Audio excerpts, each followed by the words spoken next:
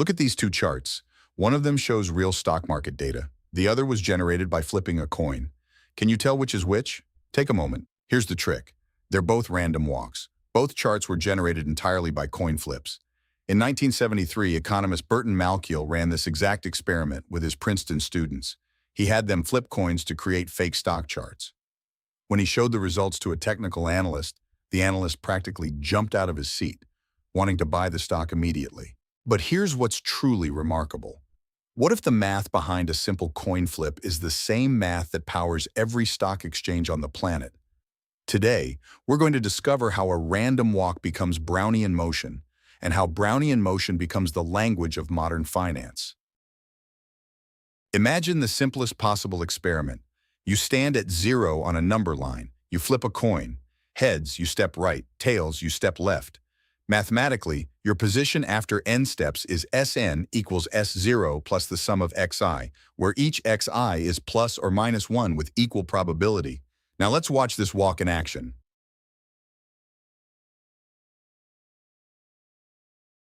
But one walker isn't enough to see the pattern.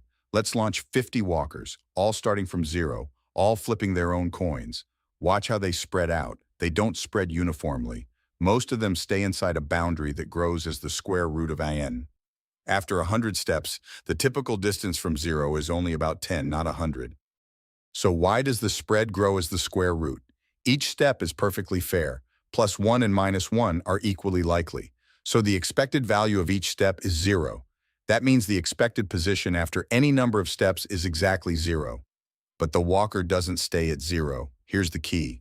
Because the steps are independent, their variances add up. Each step has variance 1, so after n steps, the total variance is n, and the standard deviation, the typical distance from 0, is the square root of n.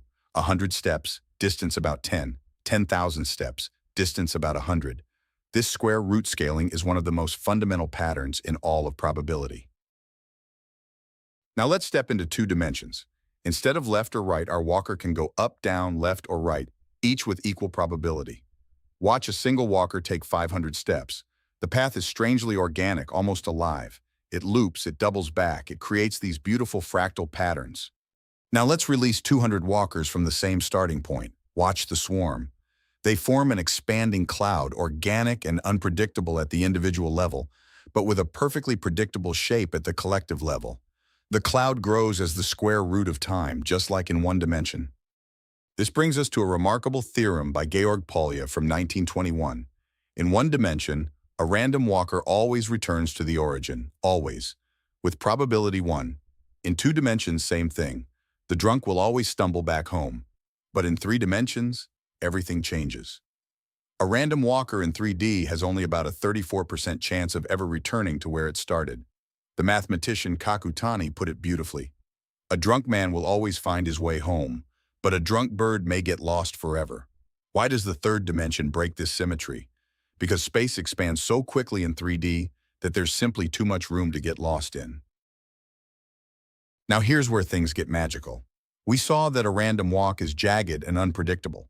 But what happens if we take smaller and smaller steps while taking more and more of them? We scale each step as plus or minus the square root of t over n. This keeps the total spread constant, but the path gets finer. Here's our walk with just 10 steps, jagged, choppy, and on the right, a histogram of where 1,000 walkers end up. Now watch carefully. 50 steps, getting smoother. 200 steps, the jagged edges are melting away. 1,000 steps, it's becoming a continuous curve. 10,000 steps, this right here is Brownian motion, and the histogram has become a perfect bell curve, a Gaussian distribution.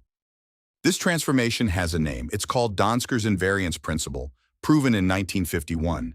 It says that any random walk, when properly rescaled, converges to Brownian motion. 3 things are needed. The steps must be centered, normalized by their standard deviation, and linearly interpolated to make the path continuous. The punchline is stunning.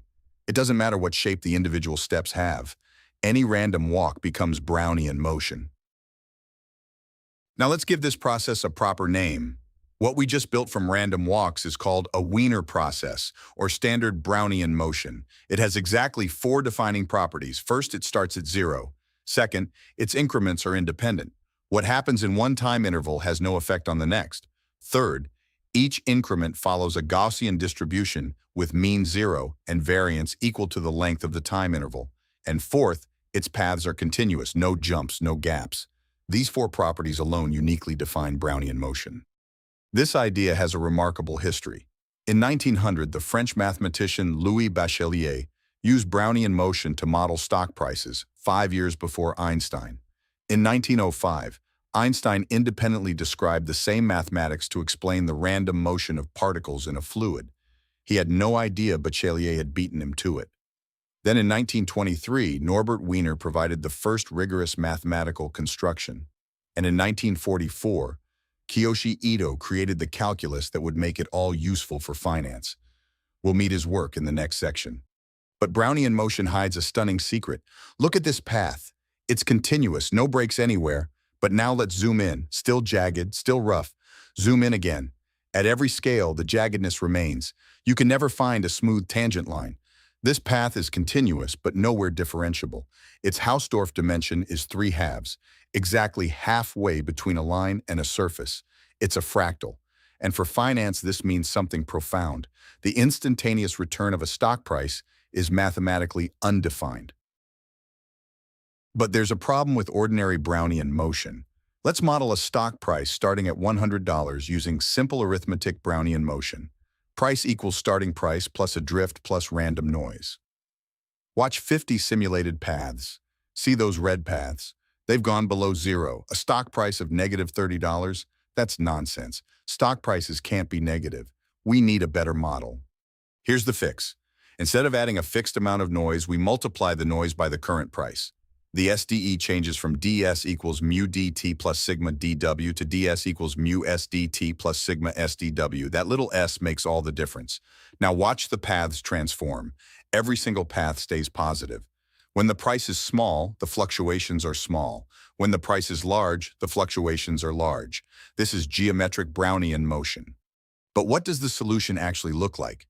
We apply a tool called Ito's lemma, the chain rule of stochastic calculus. Let f of s equal the natural log of s. Its derivative is 1 over s, and the second derivative is negative 1 over s squared. Ito's formula says d of log s equals f prime ds plus 1/2 of double prime ds squared. Now here's the crucial step.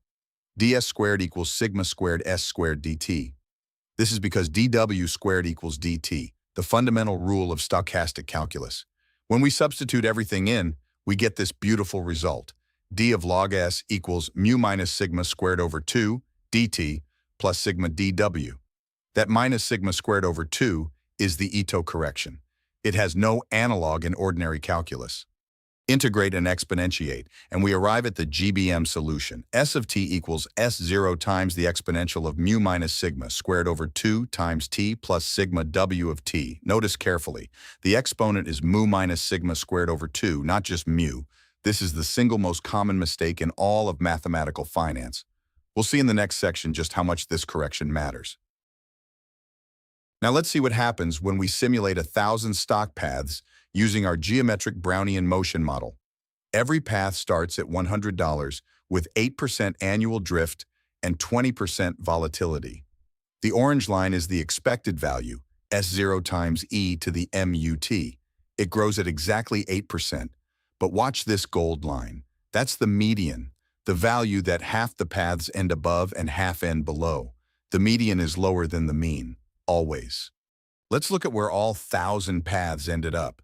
This is the distribution of final stock prices. Notice the shape, it's not symmetric. It's skewed to the right. This is a log normal distribution. The gold curve is the exact log normal density. The orange line marks the mean, about $108. The gold line marks the median, about 106. And here's the stunning result. About 54% of all individual paths end below the average. The mean is pulled up by a small number of spectacular winners. This is the log normal paradox. The mean is always greater than the median. Their ratio is e to the sigma squared t over 2, which is always greater than 1. A small number of spectacular winners pull the average above the typical outcome. And this is exactly why index funds outperform most individual stock picks. The index captures the winners. Individual bets usually don't.